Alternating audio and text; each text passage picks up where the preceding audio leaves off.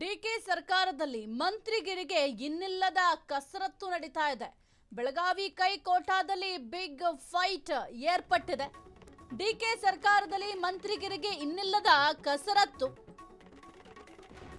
ಬೆಳಗಾವಿ ಕೈಕೋಟಾದಲ್ಲಿ big fight.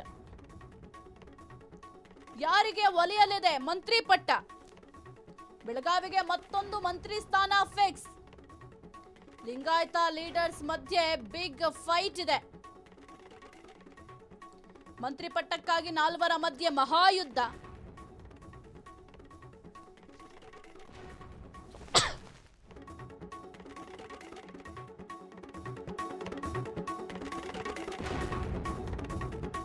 ಸ್ಥಾನಕ್ಕೆ ಪೈಪೋಟಿ ನಡೆಸಿರುವ ನಾಯಕರು ಯಾರಿಗೆ ಸಿಗಲಿದೆ ಹೈಕಮಾಂಡ್ ಗ್ರೀನ್ ಸಿಗ್ನಲ್?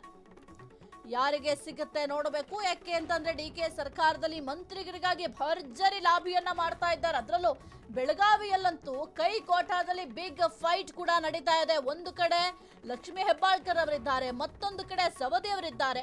ಹಾಗಾಗಿ ಯಾರಿಗೆ ಮಣೆ ಹಾಕ್ತಾರೆ ಅನ್ನೋದು ಕೂಡ ಬಹಳ ಕುತೂಹಲಕ್ಕೆ ಕಾರಣ ಆಗಿದೆ. ಒಂದು ಕಡೆ ತಮಗೆ ಕೊಟ್ಟಂತಹ ಇಲಾಖೆಗಳನ್ನ ಯಾವ ರೀತಿ ನಿಭಾಯಿಸಿದ್ರು ಎಂಬ ಲೆಕ್ಕಾಚಾರವನ್ನು ಕೂಡ ಹೈಕಮಾಂಡ್ ಮಾಡ್ಕೊಂಡಿರುತ್ತೆ. ಇನ್ನು ಲಿಂಗಾಯತ ಲೀಡರ್ಸ್ ಮಧ್ಯೆ ಈಗ ಬಿಗ್ ಫೈಟ್. ಲಕ್ಷ್ಮಣ್ ಸವದಿಗೆ ಕೊಟ್ಟ ಮಾತು ಉಳಿಸಿಕೊಳ್ಳುತ್ತಾ ಹೈಕಮಾಂಡ್? ಬಿಜೆಪಿಯಲ್ಲಿ ಡಿಸಿಎಂ ಸ್ಥಾನ ತ್ಯಜಿಸಿ ಬಂದಿದ್ದ ಸವದಿ ಕಳೆದ ಬಿಜೆಪಿ ಸರ್ಕಾರದಲ್ಲಿ ಡಿಸಿಎಂ ಆಗಿದ್ದಂತಹ ಲಕ್ಷ್ಮಣ್ ಸವದಿ ಕೈ ಸೇರ್ಪಡೆಯಾದಾಗ ಹೈಕಮಾಂಡ್ ನೀಡಿದ್ದ ಭರವಸೆಯನ್ನ ಈಡೇರಿಸುತ್ತಾ?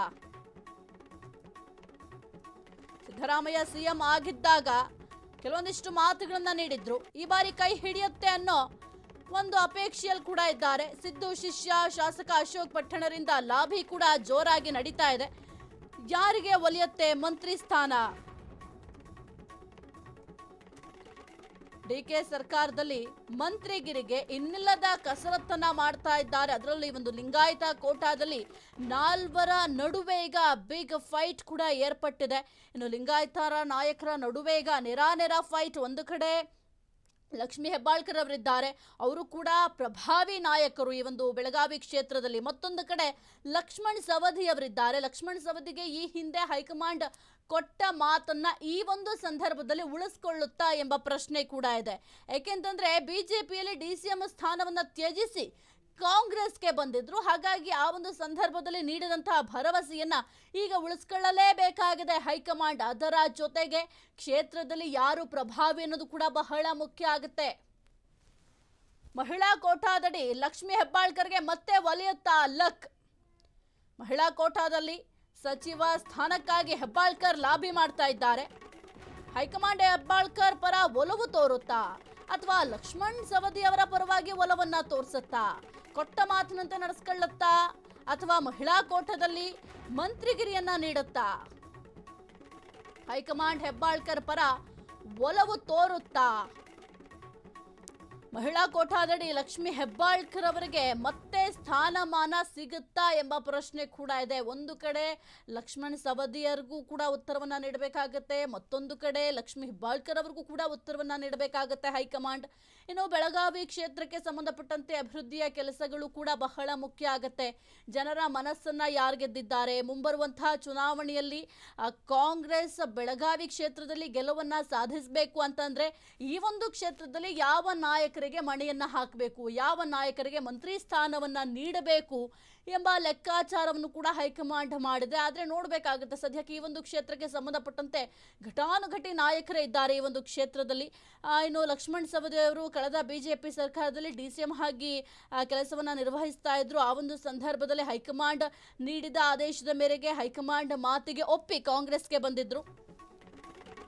ಡಿಕೆ ಸರ್ಕಾರದಲ್ಲಿ ಹೊಸ ಮುಖಗಳಿಗೆ ಮಣೆ. ಸಚಿವ ಸಂಪುಟದಲ್ಲಿ ಹೊಸ ಮುಖಗಳಿಗೆ ಆದ್ಯತೆ. ಸಿಎಂ ಶಿವಕುಮಾರ್ ಜೊತೆ ಹೈಕಮಾಂಡ್ ಚರ್ಚೆ. ಶಾಸಕಿ ನಯನ ಮೋಟಮ್ಮಗೆ ಸಚಿವ ಸ್ಥಾನ ನೀಡಲಿದ್ಯಾ?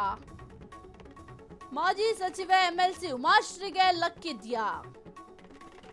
ಯಾರಿಗೆ ಸ್ಥಾನಮಾನವನ್ನ ನೀಡ್ತಾರೆ? ಡಿಕೆ ಸರ್ಕಾರದಲ್ಲಿ ಹೊಸ ಮುಖಗಳಿಗೆ ಮಣೆ ಹಾಕ್ತಾರಾ?